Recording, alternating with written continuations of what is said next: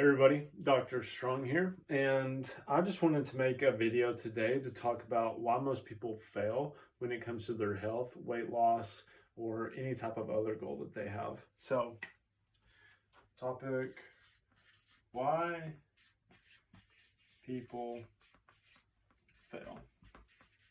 Okay, so, okay. Now, one of the reasons I want to do this video is one for my current patients and one for my future patients, and then just to help everybody else. So, because I see this a lot in my clinic, I have about an 80% success rate, and then 20% of people, some, let's say 10%, I can't help. Probably another 10% just kind of fall off the wagon. And this has really driven me crazy because I'm like, why? What did I do wrong? Right? And so I've tried to take more and more time to understand that. And that's if you've been following these videos, then you kind of see just kind of my thought patterns, how I'm progressing, and how I'm changing myself and who I'm becoming. We talked about that in the video, but you know, a lot of people just kind of fall off the wagon with care, and I've tried to understand it, because they're like, oh, I feel better, and then sometimes they'll come back and they're like, oh, it didn't go away, it just went away for a little while, or they feel good for a really long time and they revert back to it, right? And then some people, the ones that I really don't like, are the ones that just didn't get any better, right? And so it kind of looks like this. So let me see if I can draw this. So we have a graph here like this. And this goes up. And so why people fail is because mostly that they're fallible, right? And this is in regards to memory. Okay. And you're like, what are you talking about? You're crazy. But so people's memories are really good immediately. So we have like super good short-term memory, but this is kind of like how our memory looks over time. Okay. And why? Well, because we're constantly taking in data and we're constantly taking in feedback from our environment, and we need to clear those caches. It's kind of like your internet browser. It can become too flooded, and you need to clear the stores so that you can accept new data, right?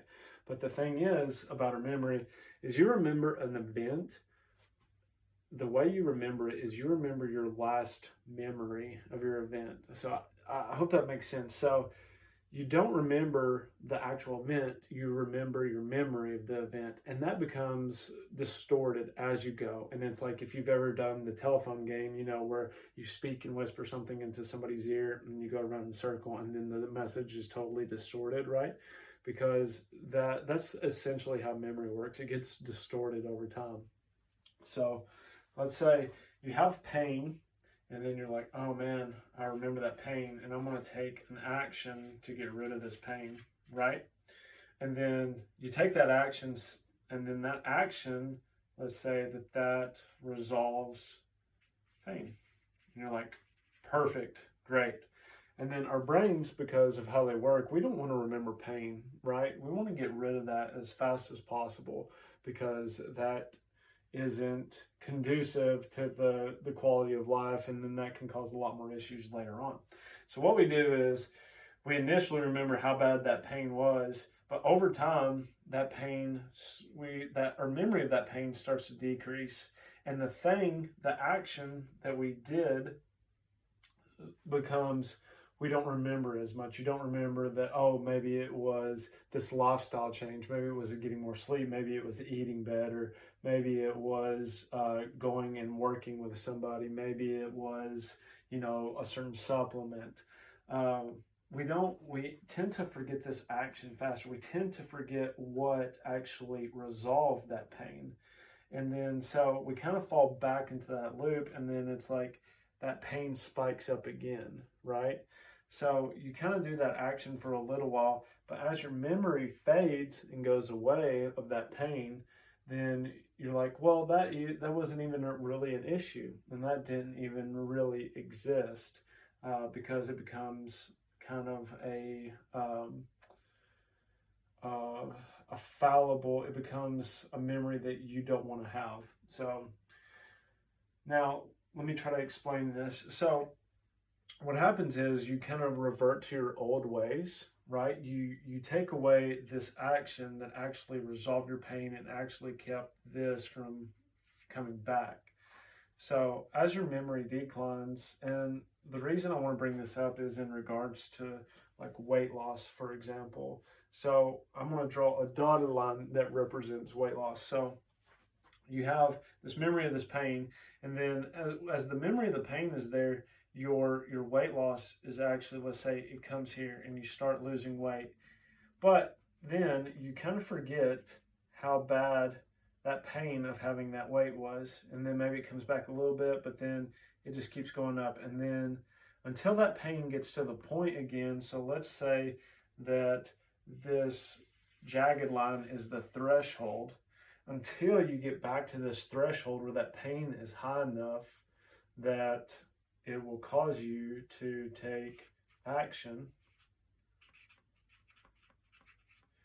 then you just kind of go back. And right, and we talked about kind of like the waveform, about how essentially life works and how health works, and it's kind of like that, right? So until you hit this point right here, you won't take the action. But what if your threshold is set too high, right? What if this is, let's say that you normally want to be 100 pounds. This is just totally speculative, but you want to be 100 pounds, but your threshold is 200 pounds. And you're like, whoa, like that's a really big threshold. That's an extra 100 pounds. But it's this threshold that causes you to take said action that causes your weight to go down again. And then it's like, oh, now your memory's back here again, but then it's like you start losing weight and you forget about that thing, whether it's diet, exercise, supplement, working with somebody, whatever. So then it's just like you've got this huge spike in this yo-yo, right? And this represents it. This is kind of like a zoomed in version of what's going on here. So how do we battle this, and how do you fix it, right? And how do you keep people from falling off the wagon again? And that's where setting in these thresholds and these wavelengths and really defining them and having certain markers in place to bring you back and keep you more level, right? To keep you more balanced in this threshold, because life isn't black and white, right? There's really no true one right or wrong.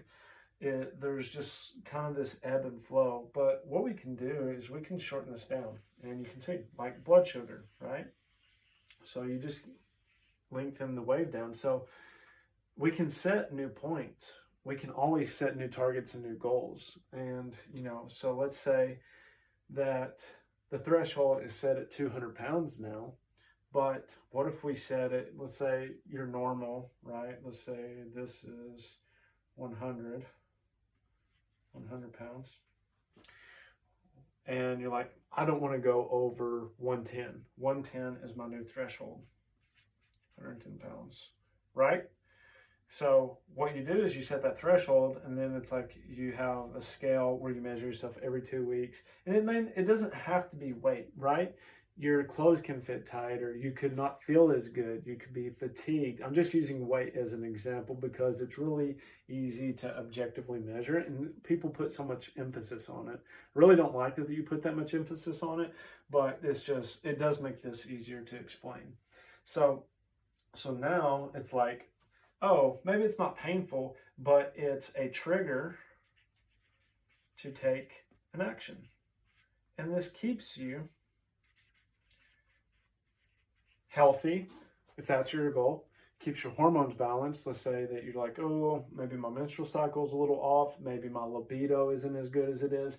Maybe I'm getting headaches. Maybe I'm not feeling as good as I should. Because most people, it's like you get to this point, like I see this all the time, and it's like, oh, I just have like one headache a month. And then it's like, okay, it's not too bad. Now I'm having like one a week. Then it's like every 3 days. Then it's like I'm having a headache every day. And it's like, well, your body's telling you, even with like one headache a month, sometimes that happens with female hormones, but can you help that? 100%. But it's like, then you go to one a week and it's like, hey, here's your sign, like, do something, right? Because if you don't start doing that feedback loop to yourself and saying what's going on, then it's like you're just going to keep getting worse and worse and worse. So I hope this kind of explains how the whole system works, and how you really need to be conscious of this system, and you really need to set these systems up to identify them. And when I work with people, I help them set these kind of like triggers, right? And I ask them questions, because you may not be thinking about it, right? Because you want to forget this pain, and you want to forget the memory of pain. But it's like, hey, last week, did you have any headaches? Were you feeling fatigued? Did you have any bloating, gas, diarrhea? How are your menstrual cramps? How is your menstrual cycle? Is it pretty regular? So, I have like, my triggers for these are set super low, because I want you to optimize function, and I want you to be the best that you can. So it's like, hey, you had a headache. When was it? Was it around your menstrual cycle? Did you just eat something bad? Were you dehydrated?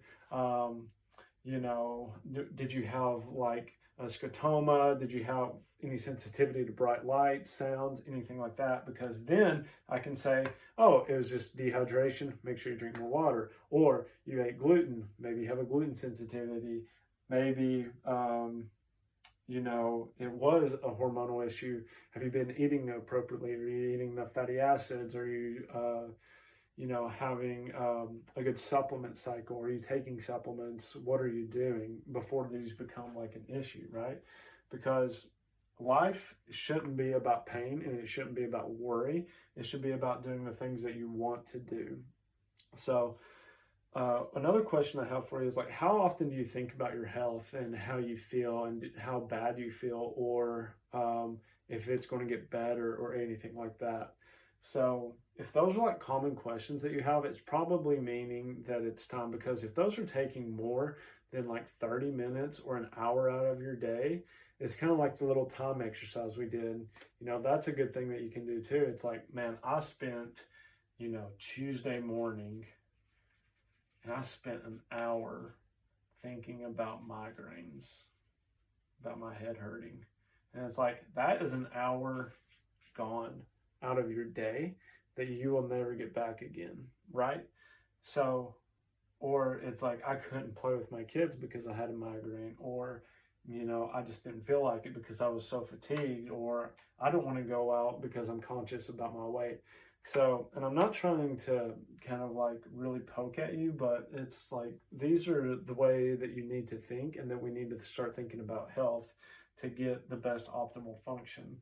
So, this is why people fail. This is because our memory is fallible.